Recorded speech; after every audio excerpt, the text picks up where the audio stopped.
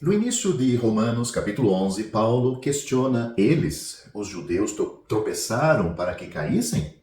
Então, Romanos capítulo 11, isso está no versículo 11.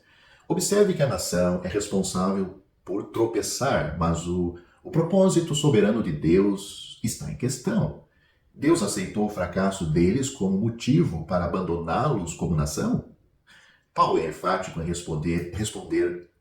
dar resposta a esta pergunta de modo algum, ou Deus me livre. Sua queda resulta em salvação para os gentios, note no versículo 11 deste capítulo, e riqueza para o mundo, tanto judeus e gentios, note o versículo 12.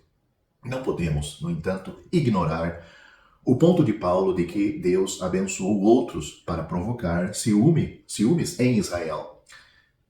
Deve notar isso no versículo 11 deste capítulo de Romanos. A intenção de Deus é que eles percebam o que perderam e depois os deixem frustrados na culpa, abandonados para sempre. Não. Deus, tem em vista o retorno deles à plenitude. Isso também está claro no versículo 12 deste capítulo 11 de Romanos. Paulo pergunta, Deus rejeitou seu povo? Está no versículo 1. A resposta inicial de Paulo é que Deus não rejeitou todo judeu. O próprio Paulo é um exemplo suficiente para demonstrar que os judeus individualmente estão sendo salvos.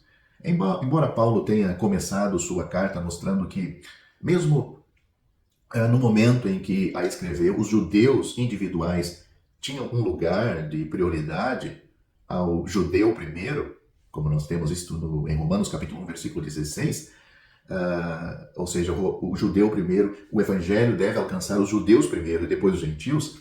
Ainda na epístola, ele estabelece que não há diferença entre judeus e gentios.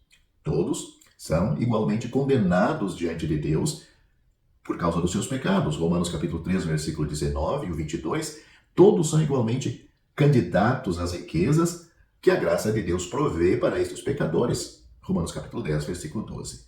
Em Romanos capítulo 11, versículo 1, a questão não foi totalmente respondido no final do versículo 14. Note o versículo 1. Digo, pois, porventura rejeitou Deus o seu povo? De modo nenhum, porque também eu sou israelita, da descendência de Abraão, da tribo de Benjamim.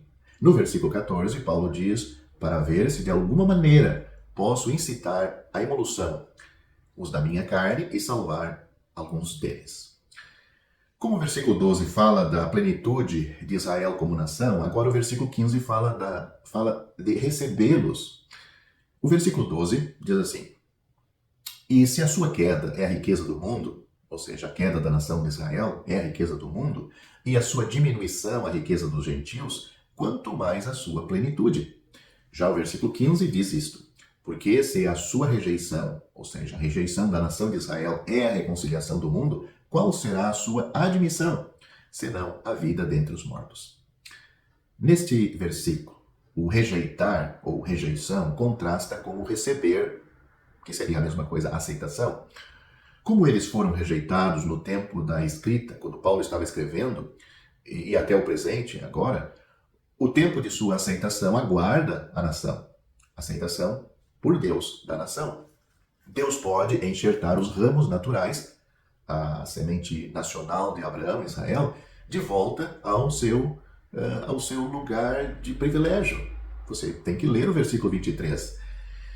Deus não apenas pode, mas irá por causa de suas promessas feitas a Abraão, Isaque e Jacó. Isso está muito claro no versículo 28, porque os dons e a vocação de Deus são irrevogáveis. Versículo 29.